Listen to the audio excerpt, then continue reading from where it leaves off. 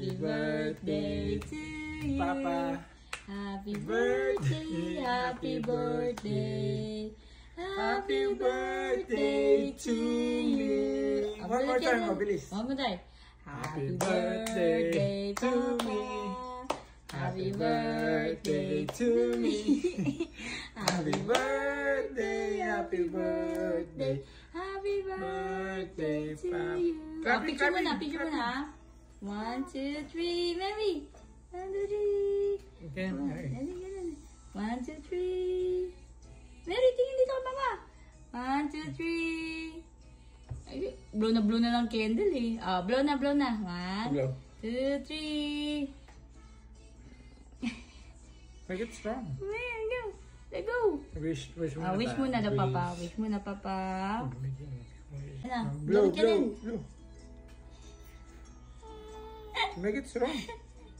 Go, anak. Go. Dali. Yay! Clapping na. Clapping.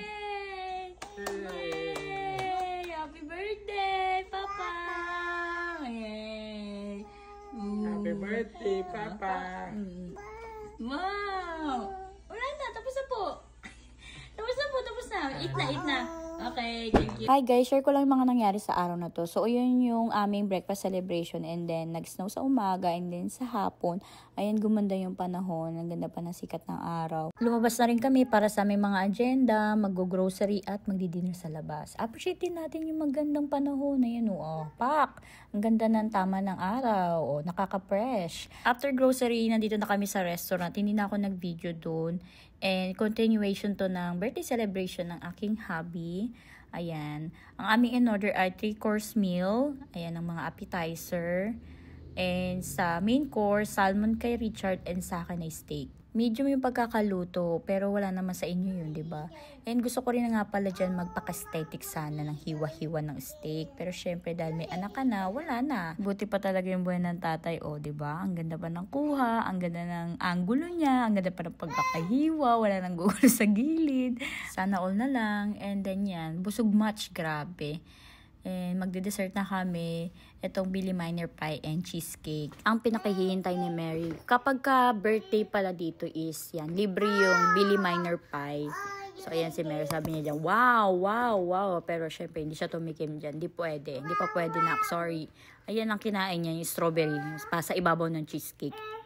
And then pumunta kami sa mall para magpababa ng kinain. Ayan, naglakad-lakad kami. Pero si Mary, ayan, nagwawala. Kasi gusto niyang itulak yung stroller niya. Ayaw niya sumakay dyan, guys. Gusto niya tulak-tulak lang. Pero nalibang naman namin siya dyan. Ayan, dinala namin siya sa mga kung saan-saan dyan. Pero syempre, kaya nga kami nandito sa mall para maglakad eh. Ayan, napilitan namin siyang sumakay dyan sa stroller niya. Pero yan naman ginagawa, diba? Napakagaling mo na talaga, anak. Super! Ikaw na talaga. Guys, sorry, yung mga voice over ko. Ayoko na ulitin eh. Anyway guys, salamat sa pakikinig at panonood. And then the next day, nag-church lang kami and then nag-lunch with a friend. Bye!